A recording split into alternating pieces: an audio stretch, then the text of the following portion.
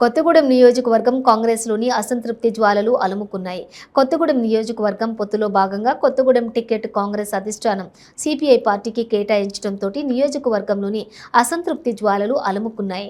TPCC అధ్యక్షులు ఎడవల్లి కృష్ణ స్వగృహంలో నిర్వహించిన press మీట్లోని మాట్లాడుతూ కొత్తగూడెం టికెట్ సిపిఐకి కేటాయించడం దురదృష్టకరమని అన్నారు. బీసీల మనోభావాలు దెబ్బతినేలా అధిష్టానం నిర్ణయం సరైంది కాదన్నారు.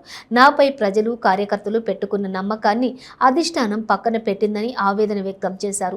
దీనిపై పునరాలోచన చేయాలని డిమాండ్ చేశారు.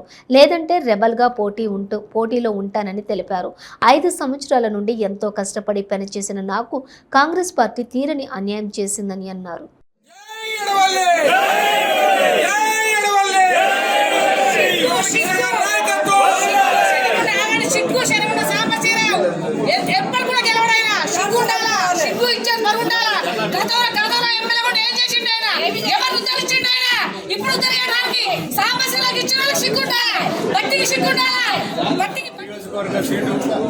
సిపిఐ కేటాయించడం చాలా దుర్మార్గమైన చర్య.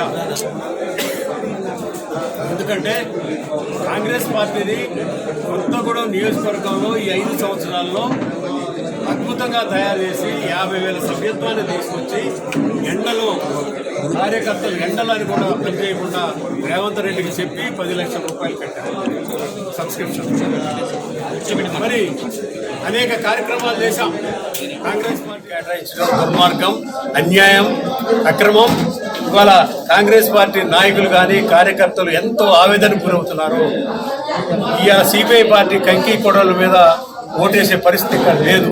హస్తం గుర్తయితేనే కాంగ్రెస్ పార్టీ ఓటేసే పరిస్థితి, అట్లనే టీఆర్ఎస్కి పోయే పరిస్థితి లేదు. ఇవాళ అయోమయంలో ప్రజలు ఉన్నారు.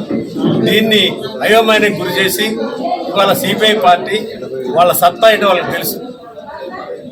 గత 14 ఎన్నికల్లో సిపిఐ ఒంటరిగా పోటీ చేసి కాంగ్రెస్ అలయన్స్తో పోటీ చేసి ఇదే సాంబశివరావుకి 19,000 ఓట్లు వచ్చింది. ఆ టైంలో నేను ఇండిపెండెంట్గా పోటీ చేస్తే నాకు 23,000-24,000 ఓట్లు వచ్చింది. ఇవాళ ఏ ఉద్దేశంతో పొత్తుల పేరుతో ఈ సీటు తీసుకొని ఇవాళ కాంగ్రెస్ పార్టీని బలి చేయడం తప్పితే ఇంకోటి కాదు. ఖచ్చితంగా సాంబశివరావుకి డిపాజిట్ రాదు. ఇప్పటికైనా అధిష్టానాన్ని నేను కోరుతున్నా, రేపు నామినేషన్ వేస్తున్నా కొత్తగూడెంలో. ఇప్పటికైనా అధిష్టానం గుర్తించి బీఫామ్ని కాంగ్రెస్కి కేటాయించాలని లేని ఎడల ఫ్రెండ్లీ కాంటెస్ట్ అనుమతించి అటు సిపిఐ పోటీ చేస్తుంది, కాంగ్రెస్ పోటీ చేస్తుంది. ఖచ్చితంగా ఆ ఎన్నికల్లో కాంగ్రెస్ తప్పనిసరిగా గెలుస్తుందని అధిష్టానానికి వినవేయించుకుంటున్నా. కాబట్టి ఇక్కడ ప్రజల మనోభావాలు, కాంగ్రెస్ పార్టీ కార్యకర్తల మనోభావాలు గుర్తించి పీసీ అధ్యక్షుడు రేవంత్ గారిని, ఠాక్రే గారి ఆలోచన చేసి దీని మీద ఇప్పటికే 2-3 చోట్ల అభ్యర్థులు మార్చారు.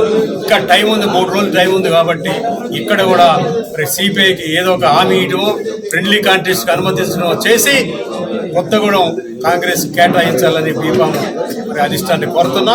ఆ విధంగా ఖచ్చితంగా 20-25,000 మెజారిటీతో కాంగ్రెస్ పార్టీ గెలుస్తుంది.